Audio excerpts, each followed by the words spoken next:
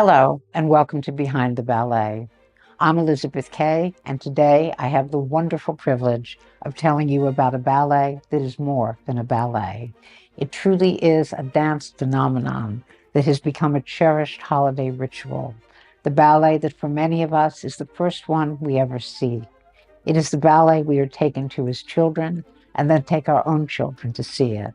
For this is a ballet for anyone willing to be transported to a land of magic and dreams.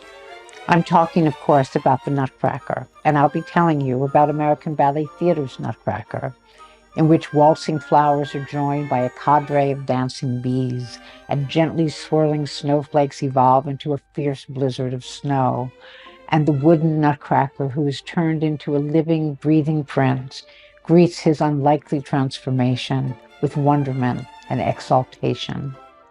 When this production premiered in 2010, the grown-up Princess Clara was danced by ABT's divine Gillian Murphy, who then, as now, combines astounding technique with gracious and generous artistry. Her prince and partner was David Hallberg, who was for many years an ABT principal and brilliant classicist, who many of you will remember as the essence of elegance and romance. The young Nutcracker in that first production was performed by Tyler Maloney, who was then a student at ABT's Jacqueline Kennedy Onassis School and is today an ABT dancer with a range that extends from his lightning-quick Mercutio to his delightfully hapless bottom in The Dream. And for the young Clara, Rotmansky chose another student from the Jacqueline Kennedy Onassis School. Catherine Herlin was 14 years old at that time and has since matured into an ABT ballerina who seizes our hearts with her artistry and dazzles us with her technique. Now, given how delightful the Nutcracker is, you might assume, as I once did, that its creation must have been a process as harmonious and flowing as Tchaikovsky's melodious score. But in fact, the making of the Nutcracker was a fraught and painful process that offered no indication whatsoever of what was to be its significant and enduring place in the ballet pantheon. The history of the Nutcracker actually begins with another ballet. That ballet was Sleeping Beauty, the first collaboration of the two giants of 19th century ballet, Marius Petipa, the choreographer and premier ballet master of the Imperial Theaters, and the composer Pyotr Ilyich Tchaikovsky. When their Sleeping Beauty premiered in 1890, it was hailed as an incandescent work, and Petipa hungered for another triumph. So he asked Tchaikovsky to work with him on a new ballet, the Nutcracker. Tchaikovsky had immense respect for Petipa, of whom he said, "Never with anyone but Petipa would I produce ballets." Yet he was not at all sure that he wanted to compose music for the Nutcracker, as he had little faith in the story. But when he was told that the Nutcracker would be paired in performance with a new one-act opera of his own composition, he agreed to do it. And in February 1891, he began composing the Nutcracker music. He worked quickly, producing the music for half of Act One and the lovely Waltz of the Snowflakes in just 4 weeks.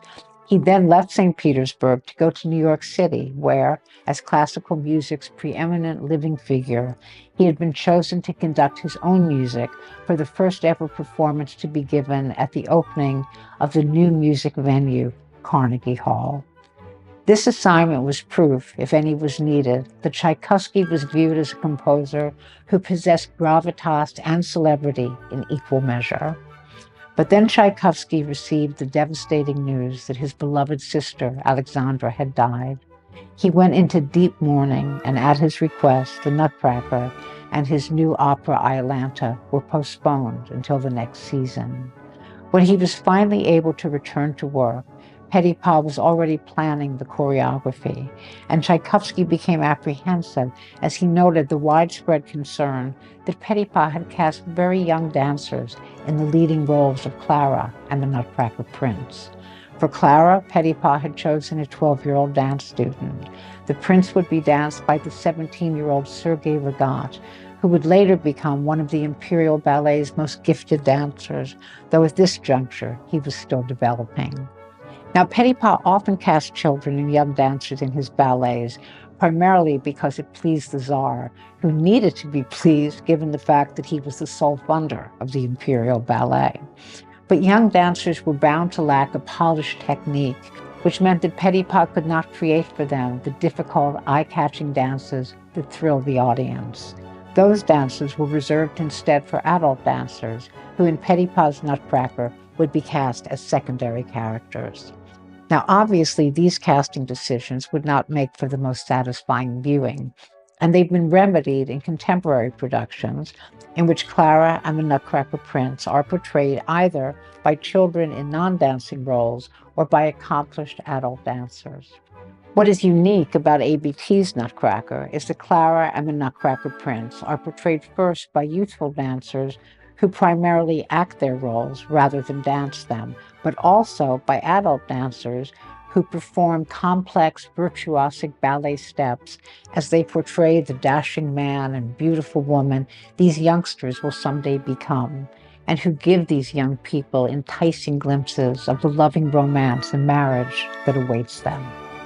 Now, to return to the creation of the original Nutcracker, rehearsals finally began. But then Petipa was crushed by tragedy when his 15-year-old daughter died.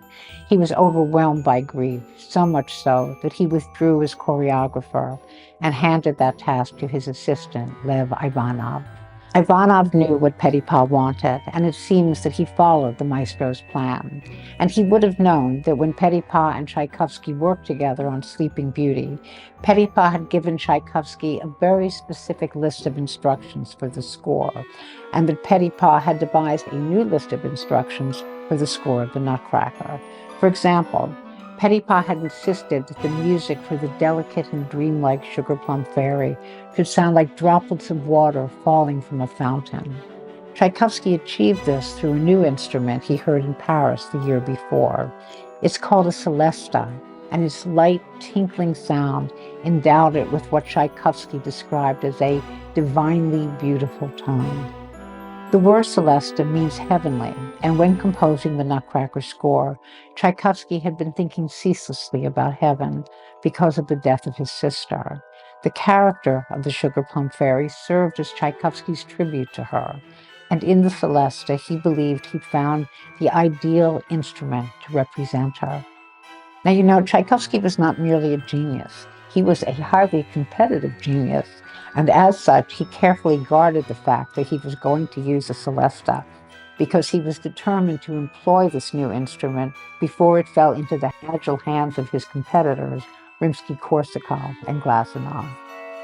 Now, uniquely in ABT's Nutcracker, the celesta music for the Sugar Plum Fairy is incorporated into the grand pas de deux, and the ballerina who dances to that light, tinkling, heavenly music is the Princess Clara, who is the woman the young Clara will become.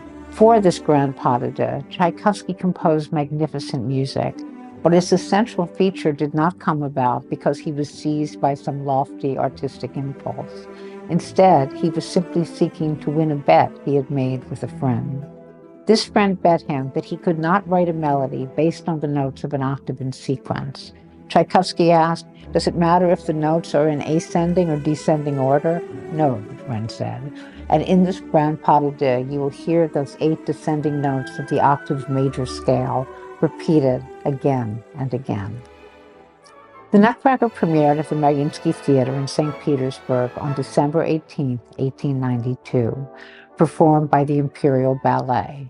As planned, it was presented on a double bill with Tchaikovsky's one-act opera, Iolanta.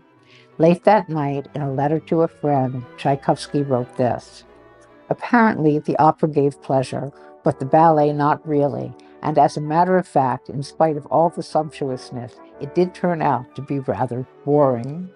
He also described it, and I quote, as infinitely worse than Sleeping Beauty. The critics agreed, and it does seem the production fell considerably short of ideal. Critics derided the Sugar Plum Fairy as podgy, and described the Columbine doll as insipid, and labeled the Battle of the Mice and the Nutcracker as amateurish. As for the music, one critic wrote, "It is a pity that so much fine music is expended on nonsense unworthy of attention." Now, Tchaikovsky shared that regard for his Nutcracker score, and he combined 8 of its numbers into a much-lauded 20-minute Nutcracker suite that remains to this day a recurring favorite in concert halls, elevators, and ice skating rinks. And today, the lush, gorgeous Nutcracker score has a haunting resonance, for it is the last ballet score Tchaikovsky composed. 11 months after the ballet premiered, he died at the age of 53. Despite the Nutcracker's decidedly lukewarm reviews, the ballet remained in the repertory of the Imperial Ballet. And around 1915, a young student at the Imperial Ballet School named Georgi Balanchivadze began appearing in small roles, eventually working up to the King of the Mice and to the coveted role of the Nutcracker Prince. He loved the Nutcracker, and this would become tremendously significant decades later in the year 1954, because by then, Georgi Balanchivadze had changed his name to George Balanchine and established a ballet company he called New York City Ballet. And he decided that his company's first full-length ballet would be the Nutcracker. By then, the Nutcracker had had countless revivals and restagings and had had his first American production in 1944 at San Francisco Ballet. Soon, inspired by this success, ballet companies the world over were producing their own Nutcrackers, and for the remainder of the 20th century and into the 21st, the Nutcracker continued to be staged in countless productions, several by ballet's most heralded stars. In 1967, Rudolf Nureyev choreographed the Nutcracker, which was filmed some years later. And in 1975, ABT's founder, Lucia Chase, requested that Mikhail Baryshnikov create a Nutcracker for ABT, though he'd never choreographed or even staged a ballet before. His Nutcracker was a grand success, and the film version remains for many families a holiday ritual, which makes Baryshnikov, as he recently wrote, incredibly happy. ABT's current production, choreographed by Alexei Ratmansky, makes the most of that score. For one of Ratmansky's many gifts is his ability to hear and respond to every conceivable nuance within a piece of music. So as the dancers perform, the music becomes far more than something we hear. It becomes something we see. And as we feast our eyes on the exquisite dancers who move across the stage in a myriad of ways that make them the embodiments of grace and delight and verve, what we find in the Nutcracker is a realm so lovely and all-encompassing that it becomes a refuge from the cares of the world. It becomes an enchanting haven. And so this Christmas season, as in so many holiday seasons before, we will be drawn back to the Nutcracker, and for a time, we'll suspend our grown-up disbelief and believe that a wooden Nutcracker can be transformed into a handsome prince who leads us into a realm replete with dancing dolls and snow and flowers and beauty and magic. Thank you for being here and joining me for Behind the Ballet.